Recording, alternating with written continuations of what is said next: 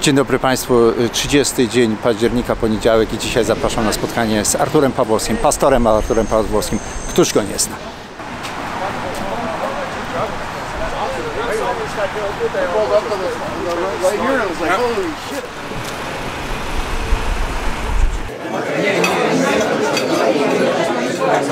But I know I'll be just fine. Looking out over horizons, everything that's yours is mine. Yours is mine. We'll keep on going, destination unknown. Freedom. What's living without freedom? Life's about living song. What's living without freedom?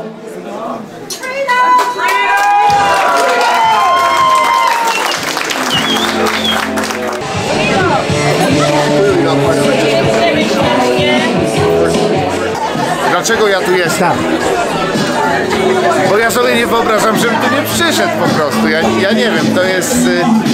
On jest jednym z nas. On jest jeden z... To jest iconic face. On jest religijny człowiek, on jest Polak, patriota, on jest przeciwko bagnu. I to jest najważniejsze. Walczy o nas. Walczy o nas. I to samotnie. To nie jest, że on był w konwoju. Bo cały duży konwój, to oni się wspierali, a on nie miał żadnego wsparcia. To jest taki człowiek, który sam walczy. Poświęca swoje życie. Pani też, tak? Widzę, Freedom for Canada. Razem w konwoju też byliście Państwo, czy nie? Nie byliśmy, nie mogliśmy być. Ale my tu działamy bardzo dużo. Myśmy się widzieli wiele razy. Co się dzieje z Kanadą? Co jest złego w Kanadzie? Czy jest nadzieja, że coś zmieni? Wszystko zależy od Stanów Zjednoczonych, jak tam się rozegra. Jak będą rozegrane wybory. Kanada nie ma na to wpływu, absolutnie, najmniejszego. Zależy od tego również, jak ludzie do tego będą podchodzić. Dużo ludzi jeszcze śpi. Tak czy owak, my co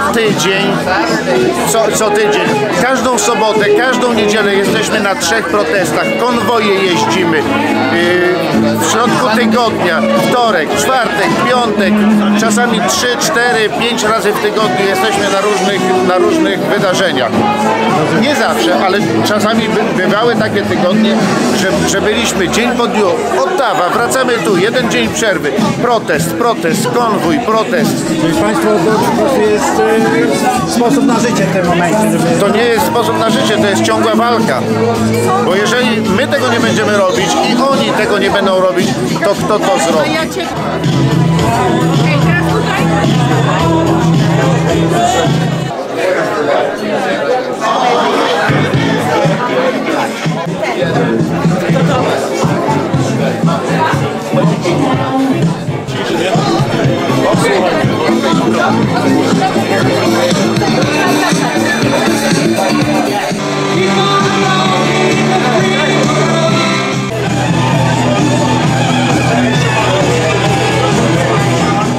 So I want to welcome everyone. Thank you for coming, and it's a great reward for us, all the freedom-minded people, all the freedom fighters from Mississaudze, from Orangeville, from Shelburne, from Barrie, and wherever else you came here today.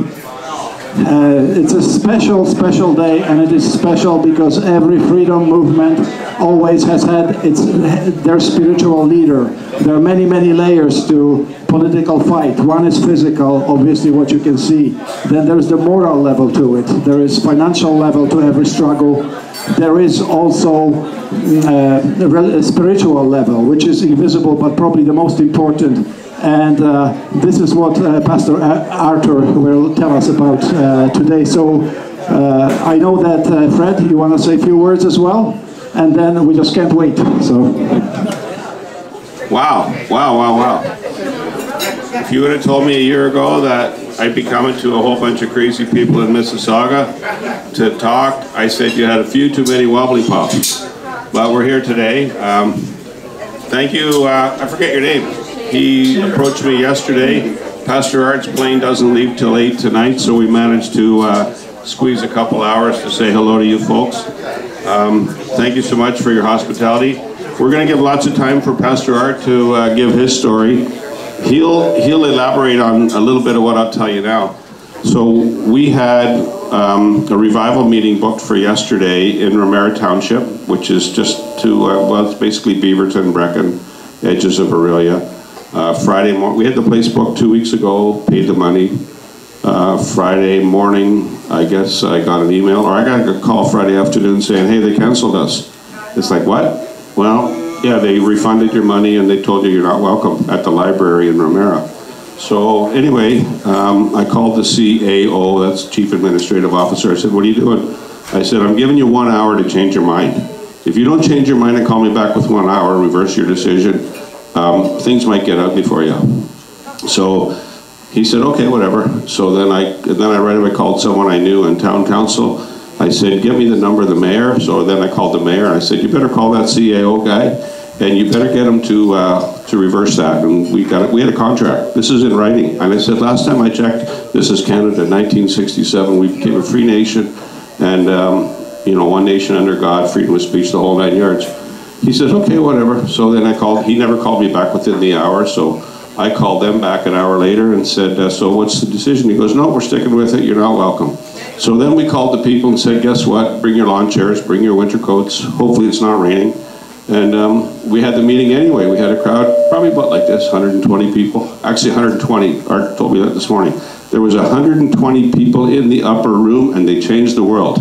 Anybody know what I'm talking about? So I thought that was pretty symbolic when they said you had 120. So here we are today, probably another 120. And it's just unbelievable. So I sent an email to this guy this morning and I said, this was a spiritual event. It said Pastor Art Pawłowski. It didn't say Prime Minister or Premier or MP. It said none of that. It said Pastor Art Pawłowski. It said Lake Country Revival.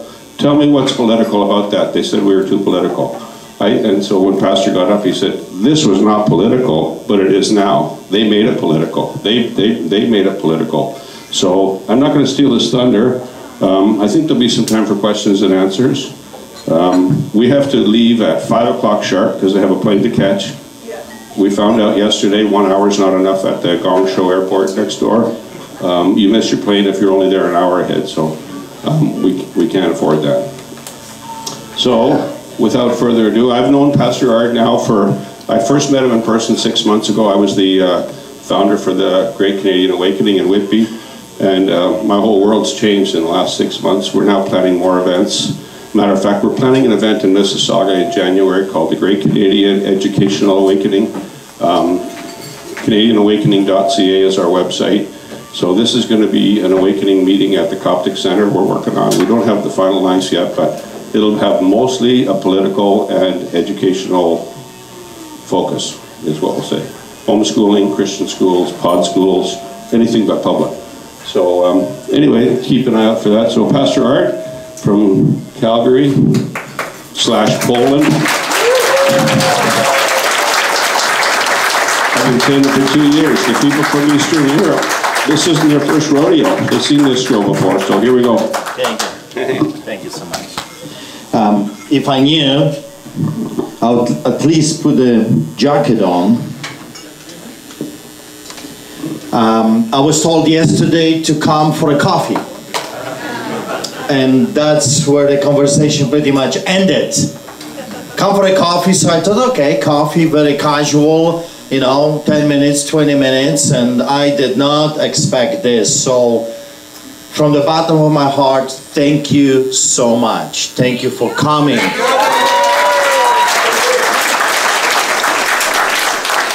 Thank you for coming, thank you for growing. Because in the end of the day, one man cannot do it, one family cannot do it. Without you, we cannot do this. To plow this field, and it's a big field, we need everyone. And everyone is as important and everyone is as needed as I would call it, the big mouth. You know, it's quite interesting that God is using our natural abilities, and I always had a big mouth since I was a kid, since I remember. And some time ago I was doing lots of interviews, lots of shows, lots of things were going on. I was facing 12 years of imprisonment for my participation in a truck convoy, for my sermons. And my mom was watching some of the interviews, and I called her and she says, well, I see you're very active. You're all over the place and you're talking. And I said, yes, Mom, I am. And she says, well, you're still yapping. And I say, yes, I am. Well, you're pretty good at it, so keep yapping. So, I mean, as a good son, I have to honor my parents, right? My mom, and she tells me to keep yapping, so here I am again, and I will be yapping a little bit to you. First of all, again, thank you so much for coming. To the Polish people, dziękuję bardzo. Moją pierwszą miłością zawsze będzie Polska. Ja jestem Polakiem z krwi i kości i pozostanę Polakiem do momentu, kiedy Bóg zdecyduje, że moja droga już się skończyła. Co roku miałem okazję jeździć do Polski, organizować różnego rodzaju festiwale chrześcijańskie, marsze dla Jezusa. Jeżeli byliście w Polsce i w środę na przykład na patelni w Warszawie przechodziliście i widzieliście grupę ludzi, która karmi bezdomnych, to nasza inicjatywa nazywa się Kościół Uliczny. Takich placówek otworzyliśmy już kilkadziesiąt w Polsce i nie tylko w Polsce. Także kocham Polskę. Pamiętam pierwszy raz po 16 latach, kiedy przyjechaliśmy przez całą Europę do Polski przez Czechosłowację i nigdy nie zapomnę tego pierwszego postoju, gdzie musieliśmy zatankować. Miałem takie same uczucie, które miał Jan Paweł II, który przyleciał do Polski. Miałem ochotę upaść na kolana i całować tą ziemię. Bóg dał mi tą niesamowitą miłość do ojczyzny, do historii, do tego, czym Polska była, za czym staliśmy. I ta historia nasza była różna, czasami fajna, czasami niezbyt ciekawa. Czasami by się chciało zapomnieć o tej historii, ale nasza historia, Polska. Także chciałem to zaakcentować. Kocham Polskę, kocham Polaków, kocham nasz kraj, ojczyznę.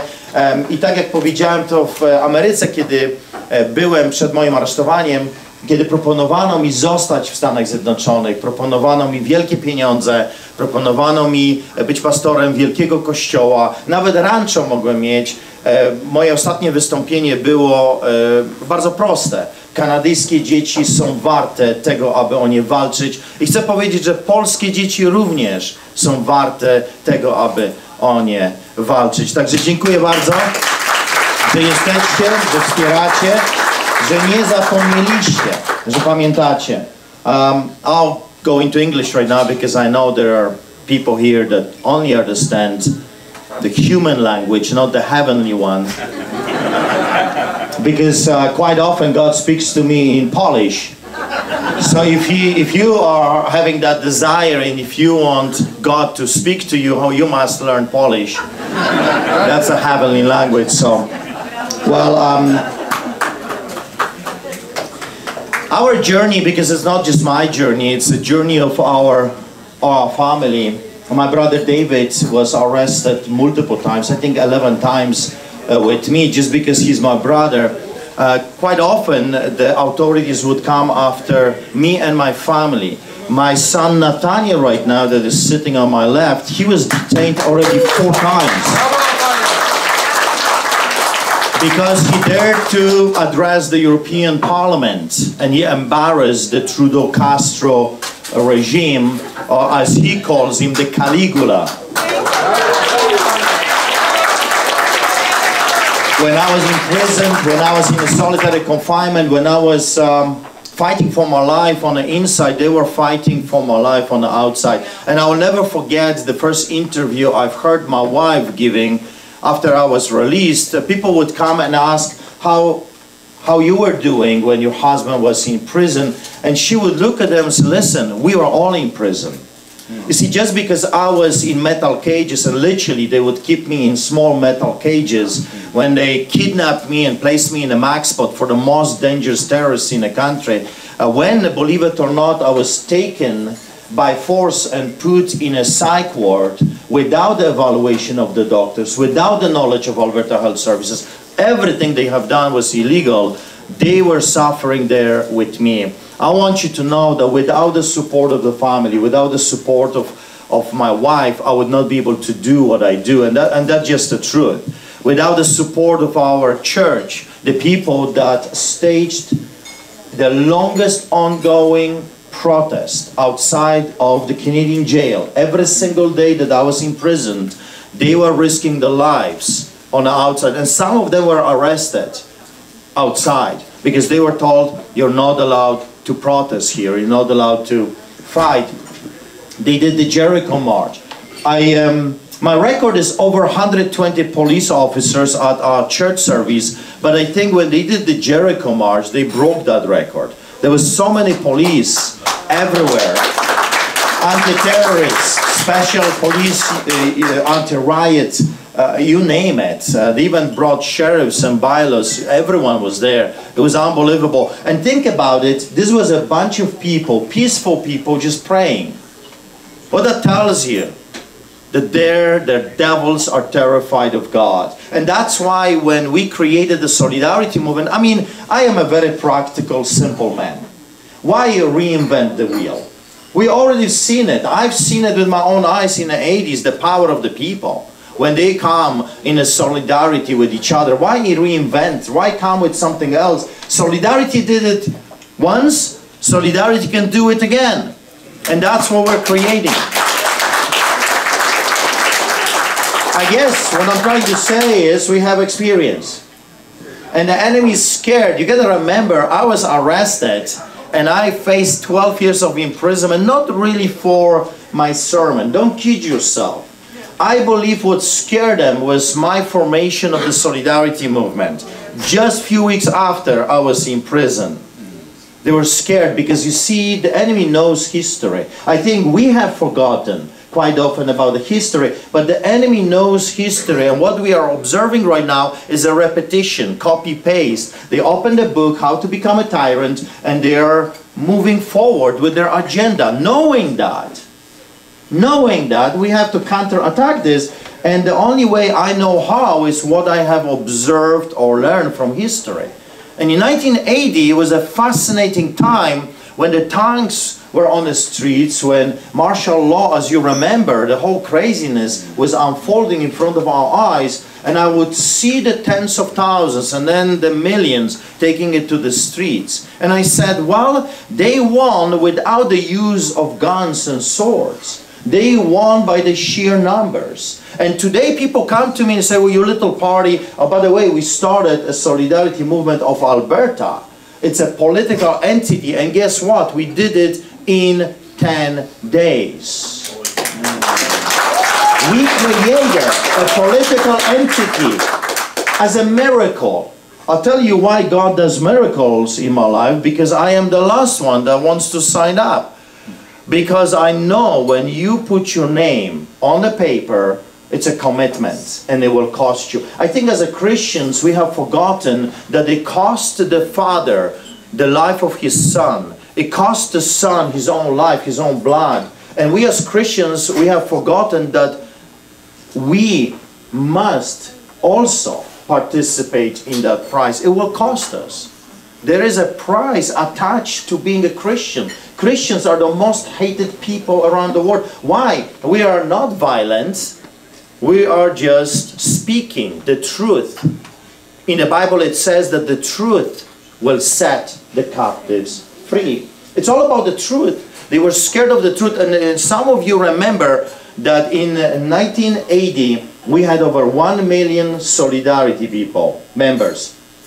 The communist government outlawed Solidarity movement, and it grew within the next 2 years, if you remember, to 3 million. And then in 1989, we took down the Berlin Wall and the Iron Curtain. What was done before, it can be done again. And that's why I was more and more looking at history. Okay, how did they do it? What they used? What was their language? It's all about language. We are in this together, we are being told, right? While they are becoming billionaires and we are becoming slaves. We are in this together, we are being told, while they are saying you will own nothing and you will be happy, and at the same time they fly in their private jets to Davos eating the most expensive Japanese steaks and driving their SUVs. I say to them that if owning nothing makes you happy, well then give me your jets. Give me your land. Bill Gates is the #1, the biggest landowner in the United States of America. So you got to pay attention what they're saying to you. What they're saying to you is not what they're practicing. They're liars. I call them monsters. And of course, if you remember, I started to call them Nazis. Why? I was highly criticized at that time from the Canadians. How dare you? Those nice officers that said good morning to you and you calling them Nazis. You see, because I am a scholar of history, I teach history, and the same way they're doing right now, it was done in the early 30s and in the mid 30s during the Nazi era. You gotta remember that Adolf Hitler became a chancellor of Germany by a democratic vote. He was democratically elected to be the leader of the German people. They actually loved him at the very beginning. He had answers. He talked the talk, just like our politicians right now. If you for a second think that the politician will get you out of this trouble, then you're either delusional or stupid. No politicians will be able to get you out of this trouble. We must rise up and get ourselves out of the trouble.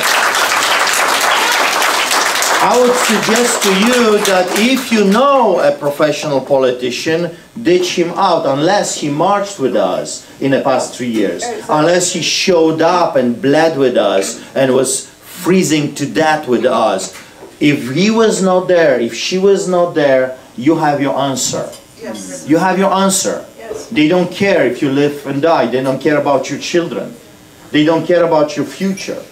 They care about themselves. And I would say to you that 99.99999% of the so-called servants of the people are traitors. If you would, for whatever reason, would elect me king, I would charge them with treason. I would charge them all with treason. So, going back to the story, I was arrested 16 times, over 340 citations, 120 court cases. It cost us millions of dollars. We lost our properties. We were very successful businessmen before, and all of that went, and we had to fight the beast. And it's true, we fought the biggest guns that there are in this country. Minister of Justice, Premier, Prime Minister, you name it. Sometimes we had more lawyers fighting us than the people in the audience. It was a gong show. And that was going on for a very, very long time. But you know what that did to me and my family? That trained us. That enabled us to see that you can actually win against the beast. This is truly the story of David and Goliath. And I'm telling you, if you don't know the story, David wins. David wins. Who was David? I was sharing today with our friends that I always thought that my accent, my Polish accent, is my biggest problem. That English is my second language, so of course the people will be choosing someone that is fluent in English and was born here. But you see, David was a nobody in the eyes of the nation. Yes. He was just a shepherd, probably smelling like a sheep and a goat. We love sheep. Well, just don't become one. Because we really like lamb and you might end up on our grill. And I'm on a special diet right now. I'm on hyena diet. I have been eating them every day. That's why I love to talk to the people, asking them help. I can't eat them all. Come on, I'm getting bigger and bigger. I desperately need help, and I need some other diet too. Maybe some vultures for change. There's plenty of them in the parliament. Or monkeys. Remember when the monkey business came, the monkeypox? I said to everyone, I was like laughing and yelling wherever I showed up, I told you this is a monkey business. Didn't I tell you from the very beginning this is a monkey business? Look, monkeypox is here. It proves I was right. And they look at me like, and by the way, if you're looking for monkeys, you don't have to go very far. Just go to your local city hall. That's it. Or go to your legislature, go to a parliament. You will see a lot of monkeys swinging back and forth. What we need is a total reformation. This is what people do not understand. We need a reformation of the entire system. Every mountain of influence has been stolen from us. I don't care what you're going to throw at me, it has been taken hostage. Educational system. They're not educating, they're indoctrinating. I mean, we Polish people know, I grew up in a nation that was not teaching us, it was indoctrinating us. I still remember that I was told that Stalin was the greatest man ever lived. I was told to say Dzieduszka Stalin, as you remember, Grandpa Stalin, because he was the savior of Europe. Nothing is new. The same tactics that were applied on us are being applied on us again, and our children, in our schools. If you're talking about banking system, bankers used to be the most respected people in the community. Now they're robbers, they're thieves, they're stealing our homes, our businesses. If we're talking about the judges, the judge was the best of the best from the community, because to judge another human being, you have to be almost holy. Police officers, I remember when I saw them many years ago, I was glad that there is a police officer. We call them the peace officers, the peace agents. Now when I see a police officer, I'm thinking, okay, handcuffs, tickets, arrests, what they're cooking right now. It's a tragedy what they have done to us. If you're looking at the politicians, you know what the minister means? It means servant. You know what the prime minister means? It means the first servant. What it means is that when you're a politician, you want to serve the community. You want to serve the people. That's why we were supposed to go into politics, because we just wanted to serve our communities. And look at us today. They're not serving us. They're serving their own bellies. They're greedy dogs. We just passed by Ford's business, the stupid arrow thing. And by the way, when they put the arrows that way, I would go the opposite way. Not because I wanted to be overly rebellious, but I know you stupid people. I'm not going to follow your stupid arrows because you tell me so. You know, they tell us to follow the science. Well, I do. I do. I hang around with some of the most brilliant minds on earth, virologists, scientists, biologists, real doctors. And by the way, that person that was born in Hong Kong as a man and now is dressed as a woman and calls herself Teresa Tom, that's not a doctor. That's a psychopath. That's a messed up individual. The truth is, if that man would be serving me, I'll probably pass. Who knows what this person would put into my water? Those people are not capable of any reason or anything that is good because they are messed up in the head. We used to help those people. We used to help them to see the light, to see the truth. But anyway, as we were passing here, the Ford business, do you know that there is something in Canada that is collusion, that is conflict of interest? You cannot benefit out of the misery of your people if you are a politician. You want to be a crooked businessman or you want to be a greedy businessman, that's fine, that's your right. But when you're in the political realm, you cannot milk your people using crisis that you've created. That's criminal. Those people should be charged not just with treason, but everything they have should be confiscated from them. Let's talk about churches. And I'm a pastor, and I said that to my people when they elected me to be the leader of the political party. I told them from the very beginning, listen, I am a pastor first. I have no intention of leaving the people behind. I have no intention of stopping, because I understand, just like the solidarity in Poland understood that without God we cannot win this. That's why in the hoodies that we have and the t-shirts we have in the front solidarity, but in the back it says, with God we win. With God we win. We must understand that only God is powerful enough to give us the smooth stone like he did to David, smelling like a sheep or a goat, and nobody. So they have benefited from this. Politicians are no longer serving us, they're serving themselves. So how you deal with that? People come to me quite often and say, well, if the elections have been stolen, of course by the use of the Dominion machines, then why even bother voting? And I would say to them, listen, during the Solidarity movement under the boots of the Soviets, everything was crooked. There was no freedom whatsoever. The votes were just a joke. Everything was appointed, decided for us, and yet somehow we won. How did we do it? Coming together, uniting with each other, focused, and God in the middle. I still remember, it's imprinted in my mind, the rallies in Poland with those big, huge crosses. Do you remember that? Yeah. There was a reminder, a symbolical reminder, God, help us. We can't do this alone. They have the guns, they have the tanks, they have the machine guns. We can't win with them. But the moment God shows up, it's over for the villains. The moment he comes, we have already won. The enemy just doesn't know it. It's like in a savannah. We started orphanages in Africa, and we were privileged to see lions hunt. We have medical clinics, we started churches in Kenya, and we were able to see the lions hunt. I'll tell you something, that's why I like lions so much.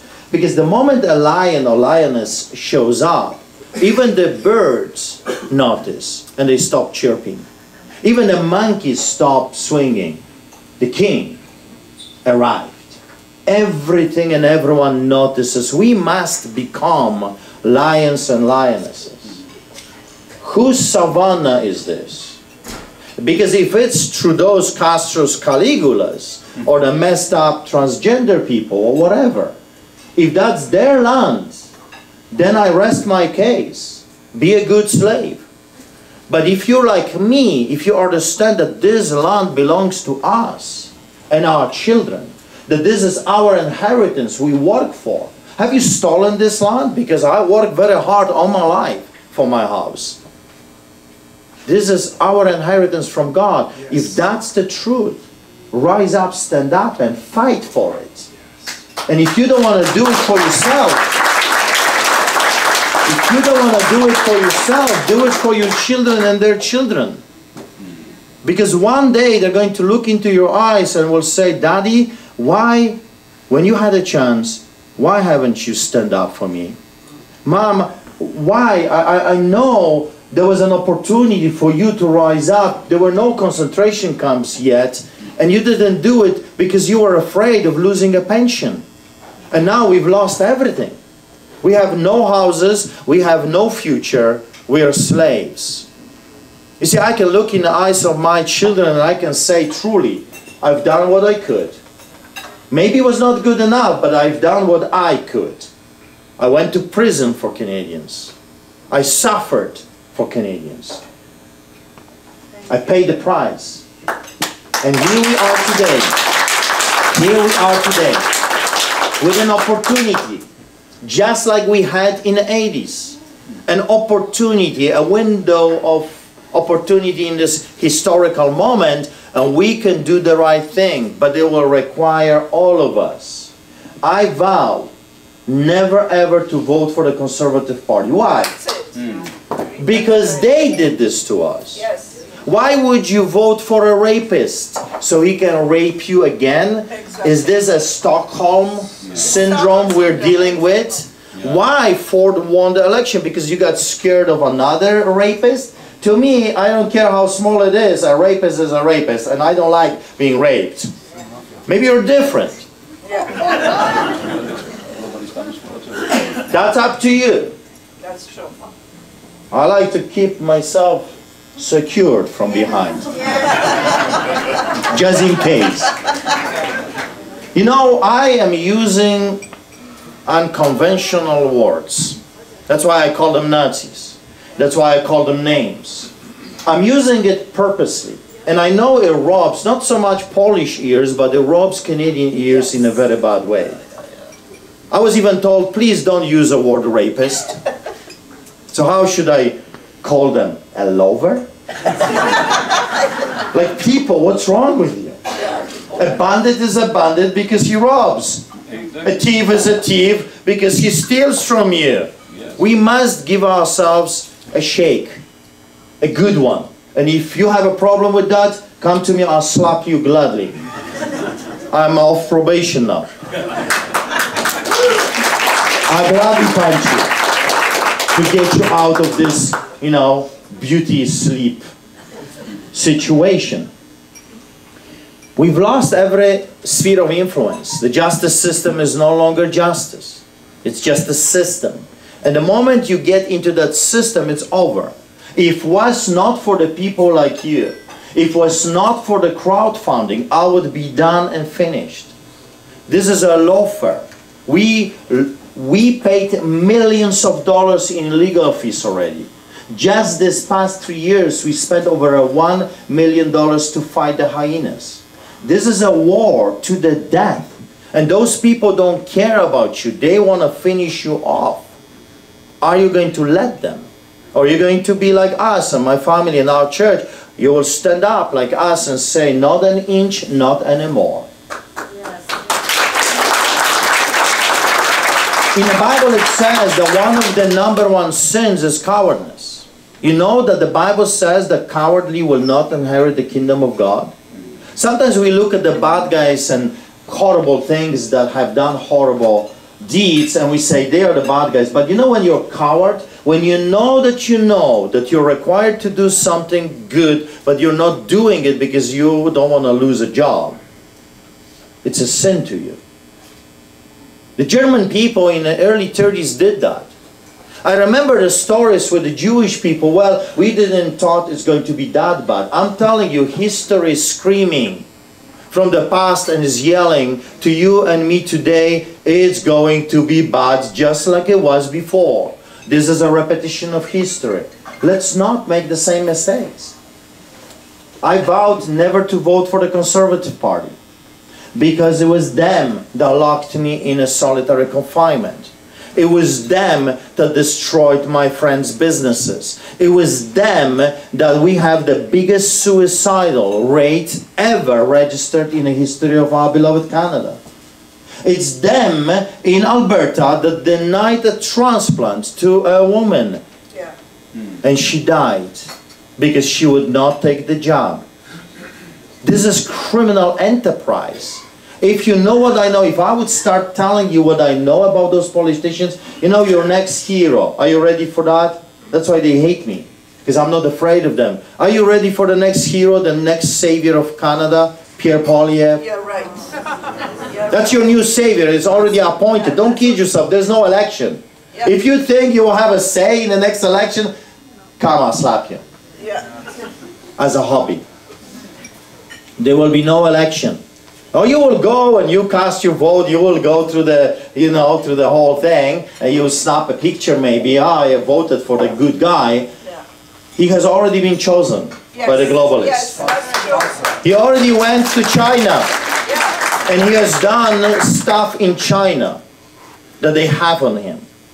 He's going to be a next puppet. You see, this is a cycle in the political realm. Conservatives are ruling for 10 years, 12 years, 15 years, and then the liberals for 10, 15 years, and then a little bit NDP in the mix, and they go back to the cycle. So now the pendulum is swinging towards conservatives. You got to understand the cycle of politics. We have been raped by the liberals, now we want to be raped by the conservatives. It's a different flavor, I guess. But the devil is the same. Yes. Where was Pierre Poilievre? And I don't want to talk about hyenas, but anyway, I just want to tell you, where was he when we were marching on the streets of our cities, bleeding? Where was he when the Tracton became the greatest Canadian awakening, the greatest Canadian uprising, civil rights movement in the history of our country? Where was he? Excuse me, where was he hiding? Under which rock? Yeah. Schwab's rock? Yes. Gates Rock. Our hero that we have right now, Danielle Smith, she backpedaled on every promise. We voted for her because she said she's going to bring amnesty bill. She says that unvaccinated people are the most discriminated people she has ever seen in history. And then the moment she says something and does something, she backpedals. Oh no, I'm not doing amnesty. I'm not bringing provincial police. I'm not using sovereignty act. I'm not doing this. I'm not doing that. Because they're playing the same game. Yes. They already have what they needed. Let's play a game. A little bit. Okay? You're Canadians, right? Yeah. Let's play a game. I'll play a game with you. Okay. I'm a Pierre Poilievre and I want to be elected. Sir, would you vote for me? I'm going to give you a moon. Would you like one? Oh, yeah. Everyone wants a moon, right? I'll give you one. Are you okay? Are you okay? I promise you, in front of witnesses, I'm going to give you a moon. Would you like to be a billionaire? Just say yes. I'm going to give it. Like, not now, after you elect me, but I'm going to give you $1 billion. What would you like? Just tell me what would you like. Would you like Disneyland? Would you like that? You like Disney? Okay, I'm going to give you a prince on the shining, you know, with the shining armor on a white horse. What would you like? Just tell me what you want me to say, that I'm going to give it to you, because the moment I'm elected, I'm not going to keep my word because I don't have to. Yes. Because it doesn't matter then, because I already have what I wanted, and there is nothing you can do about it. That's the game we have been playing, and you know what? I am guilty as charged. I helped elect some of those people. I know Jason Kenney, I know Stephen Harper, I know those people. I know Danielle Smith. We were in the same party years ago when she crossed the floor and killed our party. Because she was promised she will be the deputy premier. I know them. I know how they think. I hang around with politicians all my life. They're pathological liars. The only thing they care about is that stinky chair and the pension that they're going to get in the end. So knowing all of that and observing this sphere of political realm, I came to one conclusion. We must ditch them, all of them, and create new parties. Brand spanking new. New people, completely new people. People that have been proven through the fire, through the difficulties, through the blood, that marched with us and were arrested or ticketed or paid the price. Like Maximie Bernier. You know, there's a lot of things being said about Maxime. I know him for many years, and I'm telling you, I did not like him. He was not a good man when he was in the parliament, but I see him changing. I see him different. I see that for the past 3.5 years, he was willing to lose it all. He was willing to pay the price. He's good enough for me. See, when I vote, when I go and vote, I'm not looking for Jesus. I'm not voting for a holy man. I'm voting for a man just like me, for just a man, for a politician that will keep his words. And I think Maxime will keep his words. I think he will keep his promises. Even though he messed up his life before, I think he's becoming better. You've got Derek Sloan here. I know him, I know his family. A beautiful family. Yes. We may disagree on theology sometimes. But he wants to do what's good as a politician. You see, I'm not voting for a pope or a bishop or a priest. I'm looking for a man that will represent me and my family. We must stop doing the revolving door. We must stop doing the insanity. So let me ask you this question. Are we truly schizophrenic? We have been doing this for such a long time, and we have been voting for the same people because now they promise that they will not be pathological liars.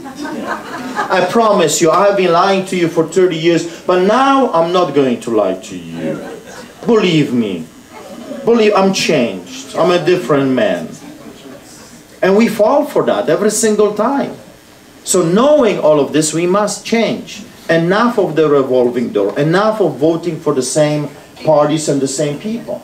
Let's start with new. I want to vote for a neighbor. You know why I want to vote for my neighbor? Because he is suffering just like me. He understands what I'm going through because he is in the same boat as me. He's in the same situation.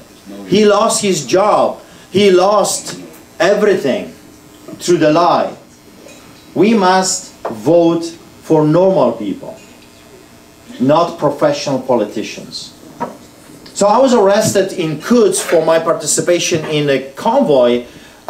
We started with literally 6-7 people. I have been very active always because God has given me eyes to see, and I knew they're cooking something. And they are horrible cooks, by the way. So they were cooking something, and I decided, okay, we need to counterattack that, and the only way peacefully I know how to do that is to do rallies and protests. So we did a big rally, 6 people showed up, and I said, we're doomed. But we kept doing it every week faithfully for years. Remember the Yellow Vest movement, the Unite the People movement? I was all there, because at least to me, they were there as well. And then it started to grow, 100 people. I remember when we had 20 people, I thought it's like we're in heaven, it's a revival now. And then we had 30 and 40, 50, 1,000, 5,000, 10,000, 15,000, 20,000 people. I'm telling you, give me Canadians and I will give you liberty. Give me enough Ontarians, I don't know if that's the proper way to say it. Give me enough you, and I will give you liberty. It's so easy. It's actually not a complicated process if you have the right people. When you have the right people, the checks and balances kick in, accountability kicks in. Then we start enacting laws that will protect the people. So the next turnaround, it will be harder for them to pull this fast one on us. It's a way to do it. We can do it, but we need enough support and enough people. Enough people willing to pay the price, willing to show up. So when we had 20,000 people marching, we created a solidarity movement. It scared them. The convoy kicks in, and I got a phone call. I wanted to come. I had a big rigs coming to pick me up. Come, we pay for everything. Just come to Ottawa. And I'm telling you, my wife can testify. I'm like a caged lion. You don't have to invite me twice. I'm going back and forth in our living room, and I said to her like a 5-year-old kid, I want to go, I want to go. I really want to go. That's where the action is. That's where history is being made. I just want to go. Can I go? Please, I want to go. But thank God for women. They're all so much wiser than us. And like my wife says, lions are lazy. It's all the lionesses that do the hunting. And I said, I a little bit disagree with that. But she has a point. So she says to me, okay, fine, go. And then who is going to lead the people here? Who is going to stand behind? We have 15, 20,000 people. We have rallies all over Alberta. Who is going to be with the people here if all of you go to Ottawa? And I said, that makes sense. Someone has to stay behind. Someone has to make sure that they have the funding, that they have the backing, they have the moral as well. So I decided to stay, but I didn't know that even though I don't own a rig, I don't own a big truck, I would be the first trucker to be arrested. Like, if I knew that, maybe I would not listen to her and go to Ottawa. Probably I would be a lot safer. So what happened here was the truckers called me at the very beginning from undercover police. There was uniformed police. There was special team from anti-terrorists, the SWAT with cameras. It was a gong show. It was unbelievable. And by the way, you remember, I don't have to tell you, but Canadians, I have to keep repeating this, what Gestapo means. Because they think, oh, it's like very bad word. No, actually it means political police. What do we have right now if not political police? Monitoring what you say, how you say it, with whom you're saying it. Why do you think they outlawed meetings like this? Because they've learned from the solidarity movement. That it was in the churches, in the town halls, in the restaurants that we grew in power. They learned from history. I could take all of you to IKEA. It would be perfectly legal. But I could not have a brother for a coffee in my home. Seriously? So we had people every day in our home. When they outlawed Christmas, do you remember that? Yeah. When they outlawed Christmas, I did a big dinner. We invited friends, the whole family, and I sent them a picture and said, come and get me. I went on television and I said, oh, you what? Do you think you're a Grinch or something? You're canceling Christmas? You can't cancel God. Are you insane? So I invited people to the biggest Christmas celebration in the country. Thousands of people showed up. We had AAA steaks, which by the way are the best in the world. It's Alberta. And we had gifts for the homeless. And we had 120 police officers, anti-terrorists, chief of police, special, some crazy people, Gestapo, everyone showed up. And we did, apparently, according to them, we did the unthinkable. I was told that because of me, the entire city is going to collapse. I was told that I am a grandma killer, and everyone was good as dead because I did the unthinkable. Are you ready what I did? I hired carolers. Because during that time, singing was prohibited by law. We had a great time. I think even the police were like, you know. It was great. We were singing. It was beautiful. And I ended up with gifts. It was Christmas after all. I ended up with 15 COVID tickets, which took me 2 years to find. They're insane. You gotta understand the game in order to win. And the game is to take everything away from you, to enslave you. We are witnessing a global destruction of the middle class in front of our very eyes. We're seeing collapse of economy and a destruction of the fiat currency in front of our very eyes. So how you counter-attack that? They want two categories of people, them, the elites. Do you remember during the Soviet era, 50,000 communists were ruling over 36 million Polish people? They want the same thing. They want just the elites, they call themselves the elites, rule over the rest of us, slaves. And I say, let's not let them do that.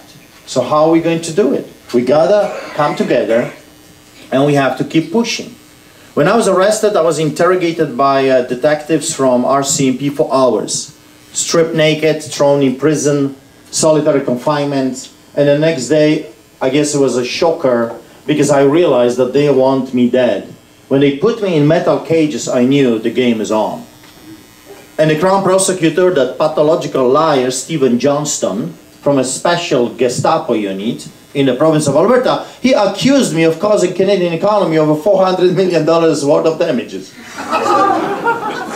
My son says, this was truly a powerful sermon, worth $400 million. I didn't know I'm so special.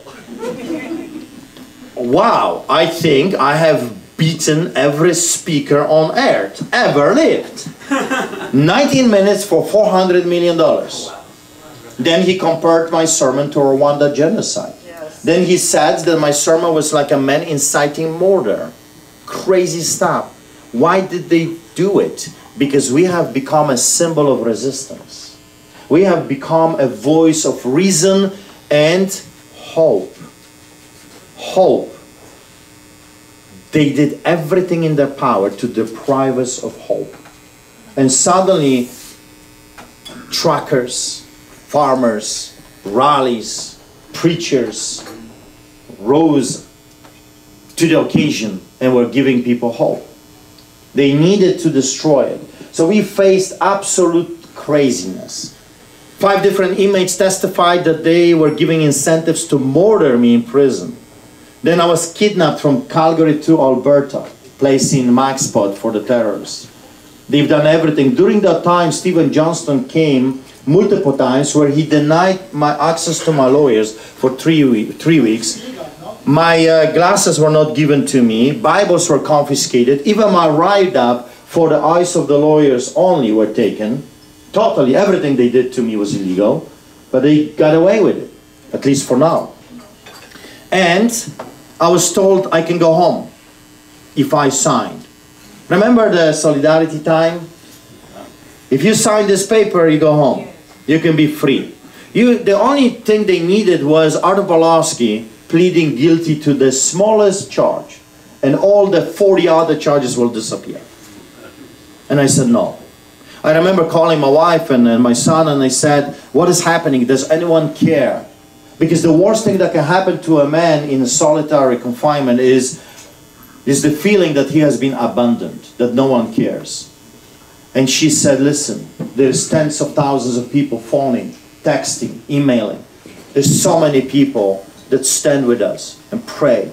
They care. Don't quit. Don't give up.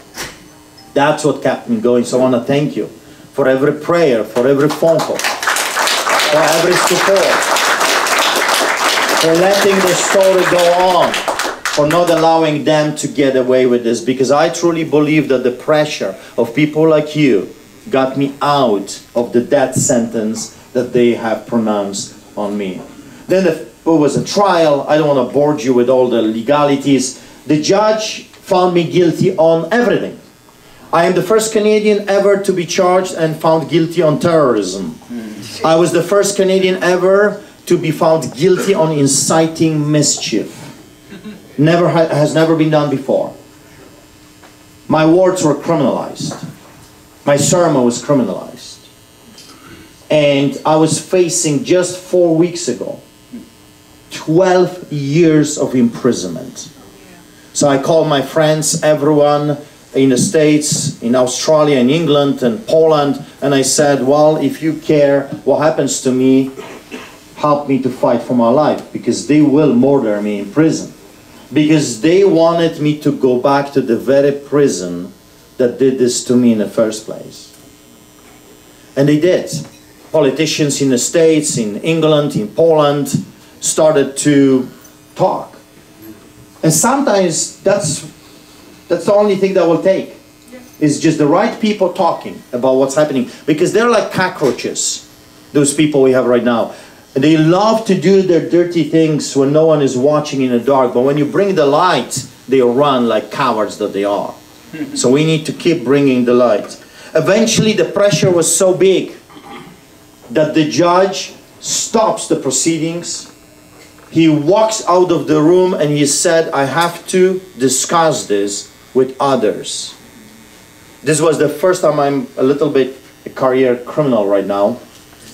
I have been in this enterprise of being arrested for feeding the homeless and preaching the gospel for 18 years. I've never seen a judge ever walking out of the courtroom saying, I need to discuss the verdict with others. But he did that.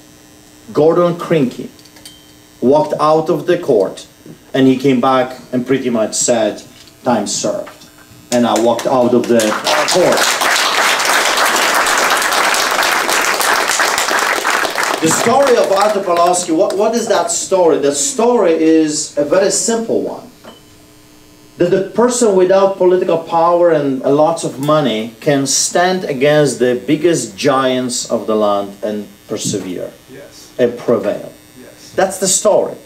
That's a simple story, and I believe that God has given me that victory over victory. I was charged over 340 times, and I have not lost one fight.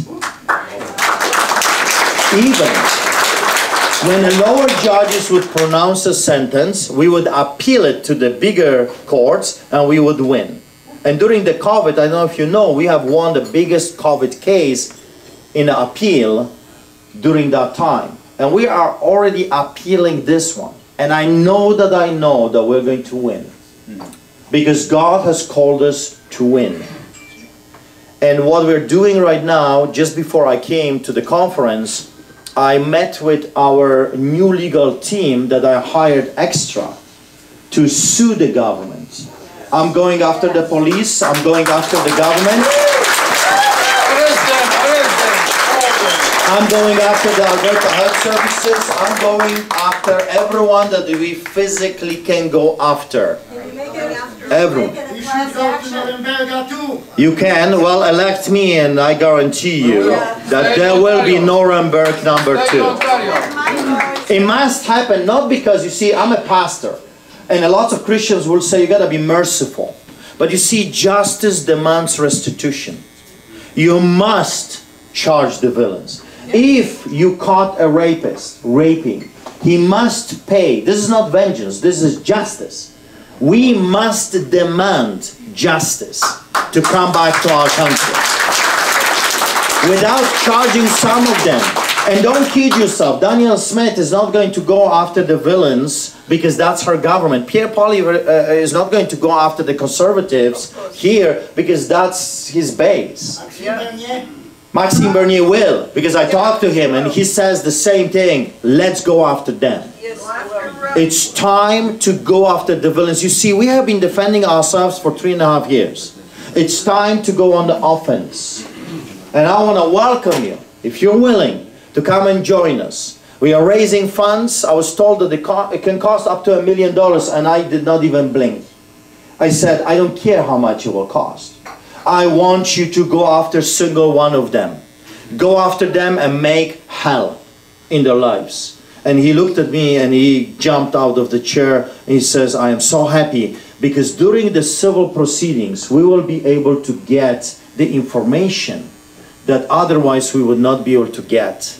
He says, we will turn every stone. We will dig everywhere and we will get that information and we will give it to the Canadian people. So they will know what was done to them. So the story is so complex and is so long. I mean, sometimes people, when they invite me to speak, they said, you have as long as you want. And I look at them, it's like, you got no idea. You just have no idea, right? My record is 23 hours straight. So when I was locked in prison, you have captive audience. And this is nothing more beautiful than for a preacher to have prisoners that cannot walk out. It's absolute, I can compare it only to paradise. For a preacher, going to prison is a paradise for the preachers, because they cannot walk out of those doors even if they don't like it. So I preached in the first cell and I stopped. I thought that is going to be over. One sermon, good enough. They all heard. And next cell, I hear a guy yelling and screaming, and he says, "Preacher, are you still there? Are you still there?" And I said, "Well, I am. God did not open the doors yet." "Well, then preach it." "Okay." So I preached again, and then again, and then again, and I could not stop, because every time I tried to stop, some other person in the cell would say, "Can you just talk to us a little bit more?" So my record is 23 hours, so don't tempt me. Because I will ask them to shut the doors. And I'll see who wins.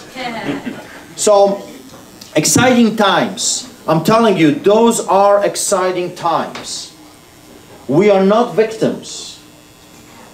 We are victors. Sometimes we just don't know it yet, because if you stood this enormous propaganda that we have seen in the past 3.5 years and you stood tall, you have already won. They've tried every possible thing that there is in a book to destroy us, and they couldn't.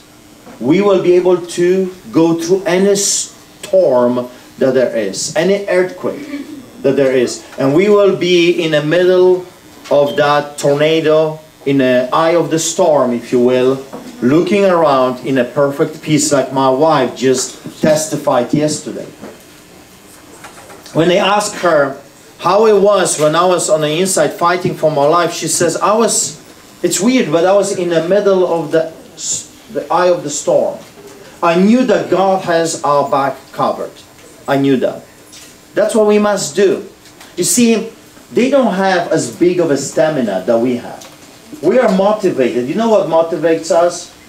What motivates them is money, greed and power, and God never stands for that. You know what motivates us? I'll put it this way. You know what motivates me? It's my children. They motivate me. I have 3 children, 23, 18, and 13. I want to give them inheritance. I want to leave a legacy of freedom, just like it was given to me when I arrived here in 1995. I want to pass on to the next generation a country that is strong and free, a country that obeys law and follows law, a country that teaches children biology, geography, history, not this craziness. They're teaching them that you can milk a bull. Seriously? I have friends, farmers. I can arrange a meeting. Try it. Let me know. I'll bring Mocha. He will film it. As an educational purpose, try to milk a bull and see what happens. You will not have a successful farm with just bulls or just cows. Seriously? Now we are going about feelings? What we think we are? So how about this? I think like the Prime Minister. I feel like a Prime Minister of Canada, so Trudeau Castro vacate my office. Right? Where is going to stop? If it's all about feelings, well, I feel like the Prime Minister. And if you don't vacate my office, then we will charge you with a hate crime. We have been seeing insanity that has never been seen before in the history of mankind. You can be a kitty if you want. And I have to provide you with a litter. Seriously? I'll provide you with a stick? I'll get that kitty out of you very quickly. Just give me 5 minutes. Quite often I'll talk to the police and say, you know, when the Antifa shows up and those crazy colored alphabet people, soup kitchen people, whatever, when they show up, I said, just please, can you give us 5 minutes with them? Just 5 minutes. Just look the other way. Pretend you're not there, because they came for a fight. We will give it to them. They have nothing to offer. There's no debate. There's nothing. So I was asked to answer some questions. There are some questions. I hope they're tough. You know, don't ask me easy questions. Ask me serious questions. Tough questions. Because these days, when you ask a politician a question, and it's a very simple one, is this a Canadian flag?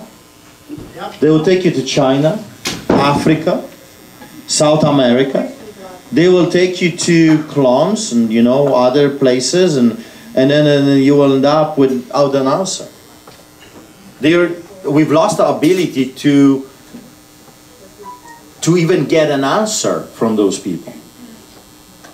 I don't know if you have been, for entertainment purposes, or a tragic comedy if you want, have you been watching Parliament discussions on the floor? Yeah. My God, what a brutal time. It's like when you want to vomit, you turn this on, it will work every single time. Or if you want to watch a horror movie, especially for the Halloween, right? You just watch them. You don't have to, you know, look at the Kruger or whatever that the guy was. It works every single time. It's a theater. It's a political theater. That's what it is. Those people don't hate each other. They don't work against each other. They understand the pendulum. They understand that the society will be swinging. Now society is swinging towards freedom is more popular now.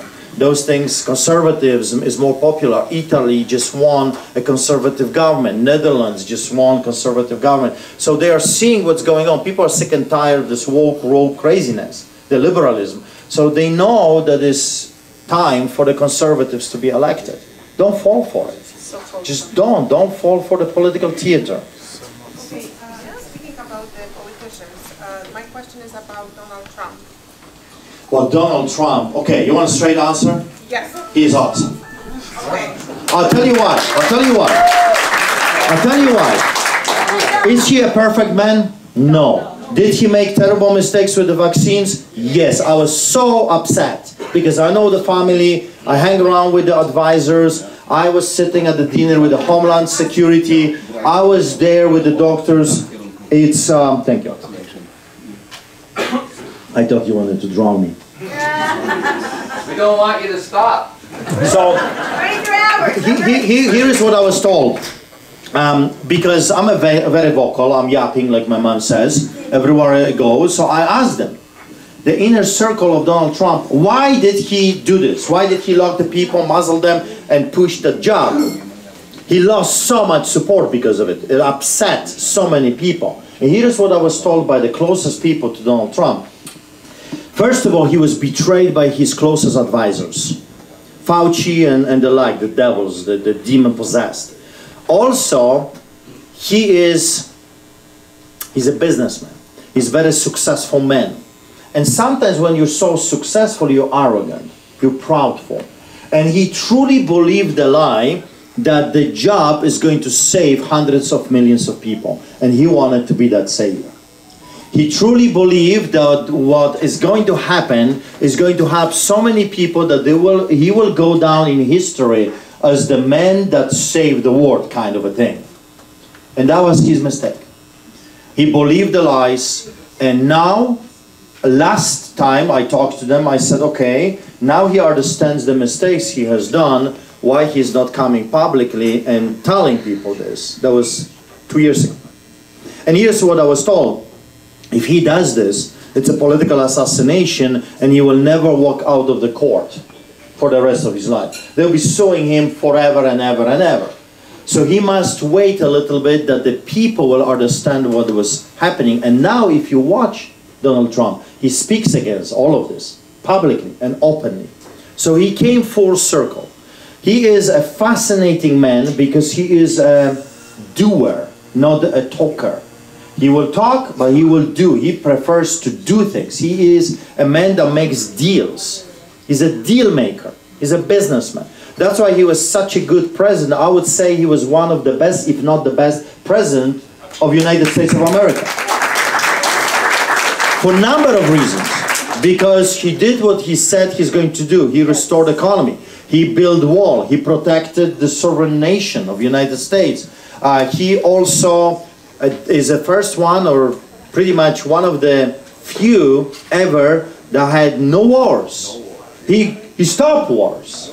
He is the guy that makes a deal even with his enemies. North Korea is a perfect example. He is a fascinating human being, but I'll tell you how I know he is the right man for the job, because I hang around with his family.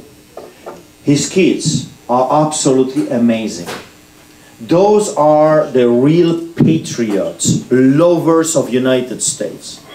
They're willing to die for their country, which is so beautiful, because our politicians are willing to kill, but he is willing to fight and die if needs be for this country. He had so many assassination attempts. This man doesn't need to be the president. You see, you can accuse him before that he did it for his ego, that he ran for the office only to be the top dog, but he already achieved that.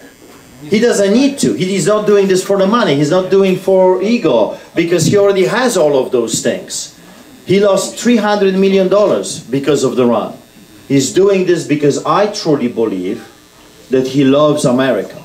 He loves the people. He loves the idea of the American dream, and he wants to give it to others. And when I listen to Eric Trump or Junior, and I see their wives, it's like absolutely fascinating, amazing. They truly, as a family, understand the concept of patriotism, which we Canadians are missing. When I drive around and I attend those rallies or those meetings, those conferences, America is the number one. The America flag, the national anthem. You know what I observed in America with those people? I'm standing there, I'm a foreigner, I'm not an American. Actually, I adopted myself, and I told them, I don't care if you like me or not, I'm adopting myself.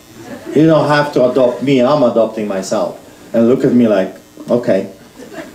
When we were singing national anthem, so you stand over there, and it's their national anthem, and I would sometimes turn to my right or to the left, and I started to see something I have never seen in Canada.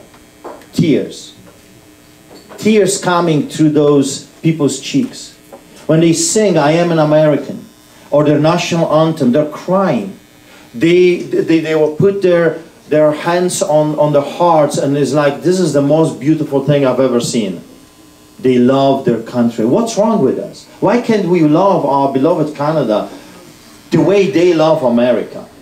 Why we walked away from this beautiful patriotism into somehow hating our land?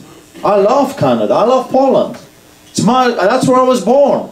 I spent 17 years in my beloved Poland. It's my country.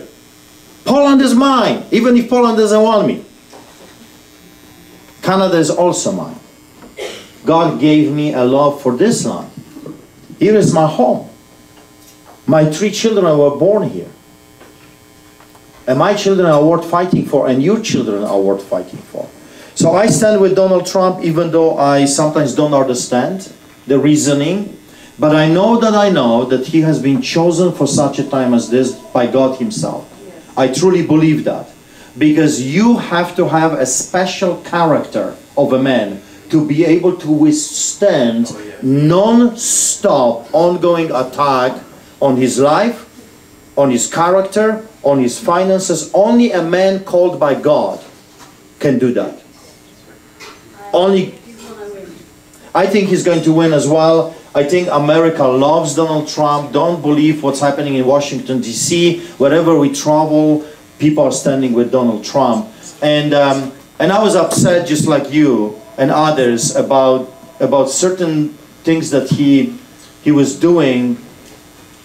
But no one is perfect. We have to remember, he's just a... What makes you not believe that he's not going to steal again?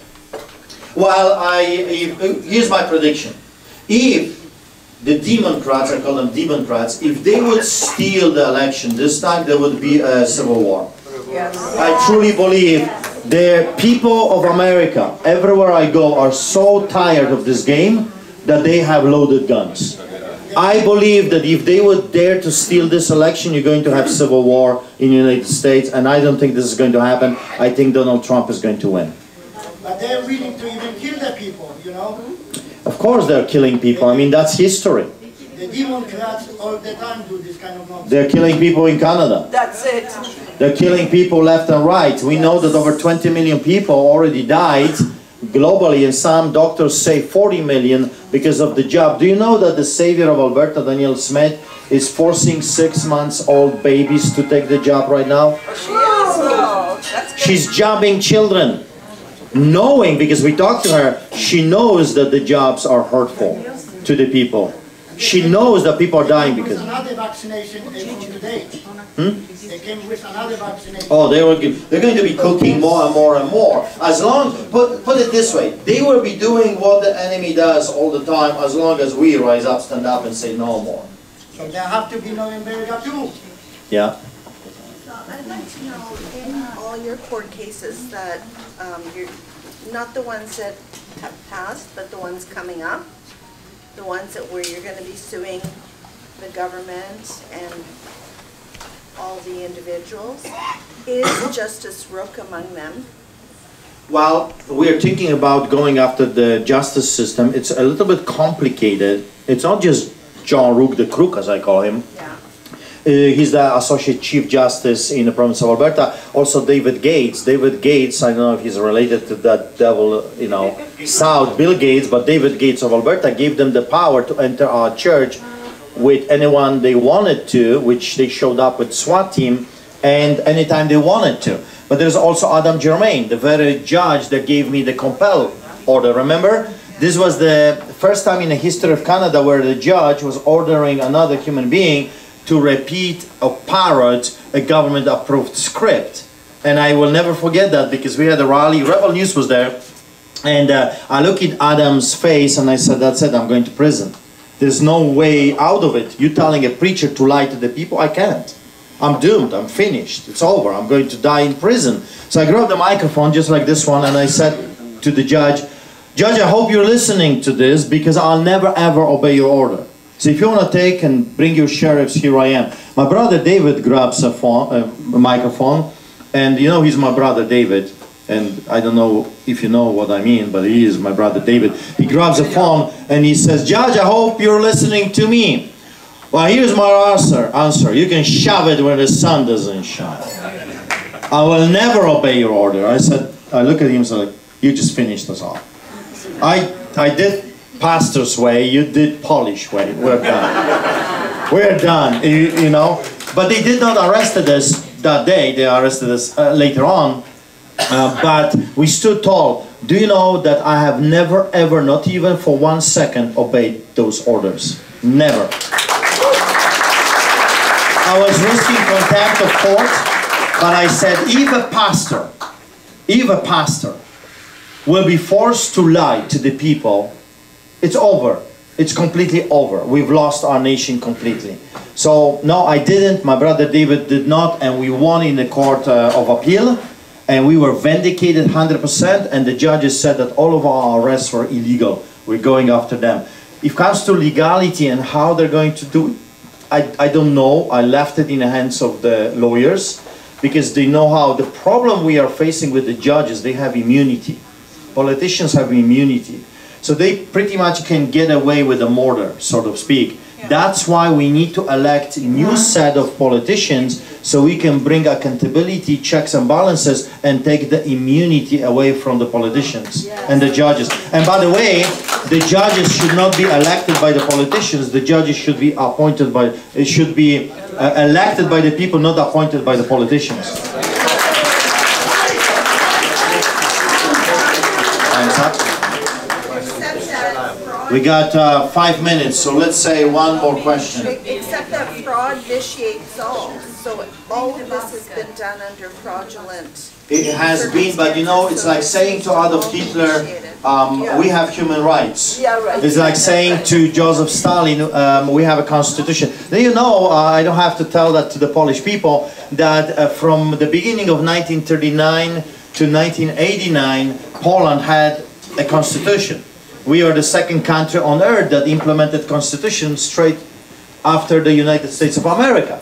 So that when the Germans attacked us, we had a constitution, but the villains, the bloody murderers, don't care about the constitution and human rights.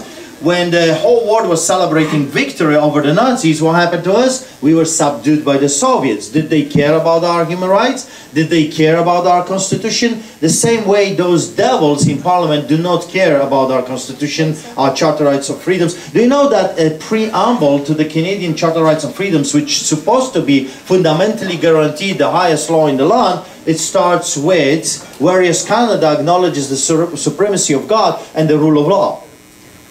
Whereas Canada acknowledges the supremacy of God and the rule of law.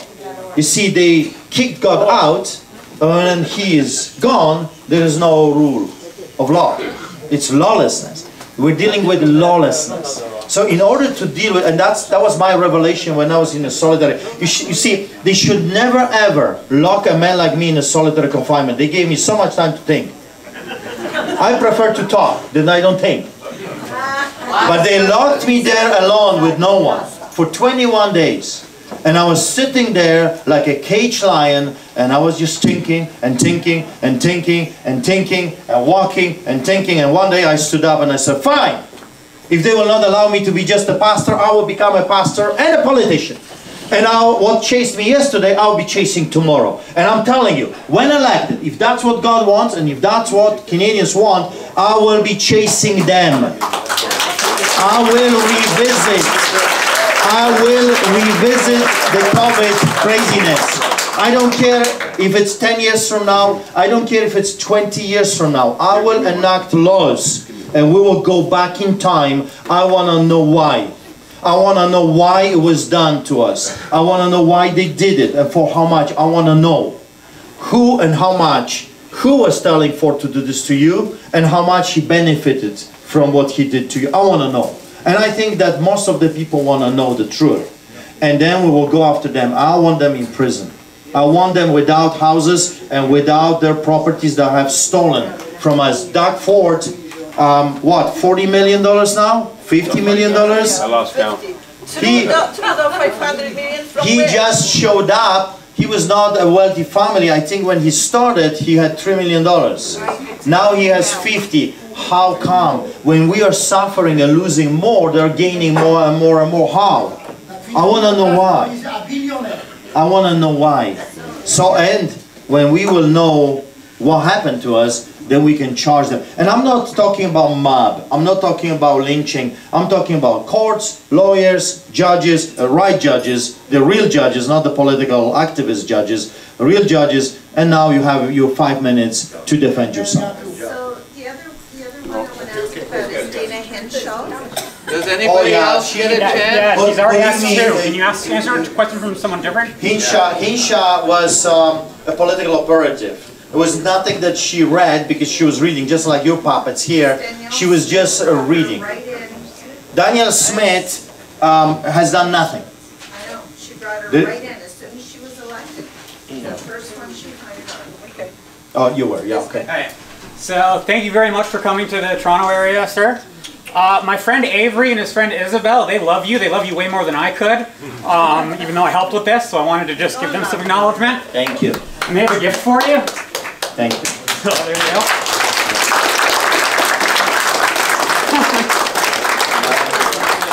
Isabel couldn't be here, but she loves the heck out of you. Abortion killed 6 million babies in Canada and in China. That's how I call it. The new Auschwitz, and that's absolutely right. If we can murder our babies in the womb of a mother, if a woman can murder her own baby, what is she going to do to you? We've lost our minds. I said to the government, if you don't want the children, give them all to me. I built orphanages in Kenya, I can do it in Canada. If you don't want your children, give them all to me. I feed thousands of people. Our family feeds thousands of people every single week. For 24 years, I can feed a few thousand more. And if needs be, I can feed every baby that there is there. Don't kill your babies. And do not replace your babies with your worst enemies. Because we're bringing people that hate us and the way we live. And they bring a distraction.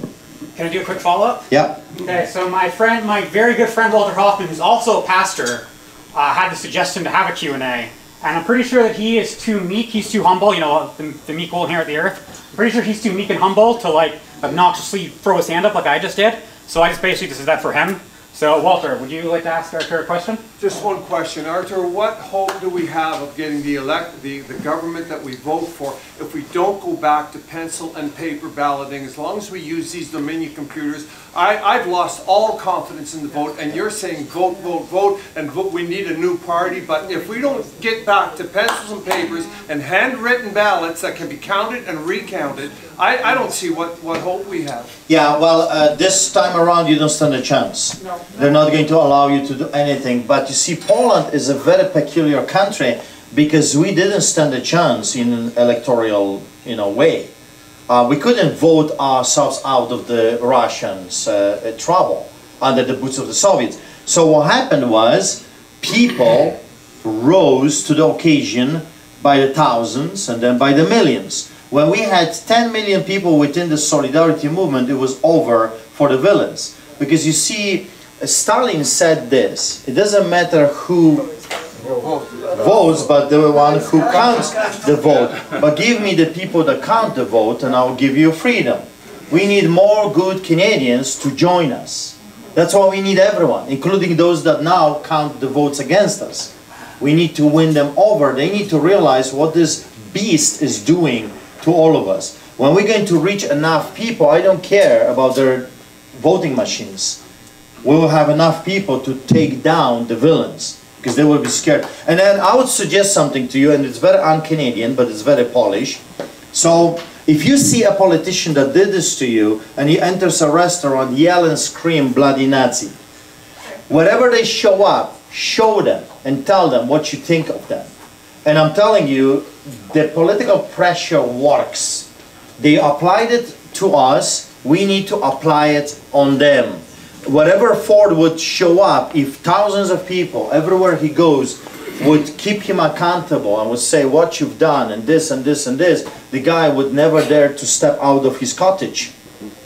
And many of them, I would say 90% of them would resign. And we will have good candidates that we can keep accountable. It can be done. I have no hope in a voting system. Zero. Why doesn't Trudeau doesn't want to resign? I'll answer you this way. The same reason Hitler had. The same way Stalin. Right? Those people don't resign. We need to resign them. Thank you so much. We have to get into the airport.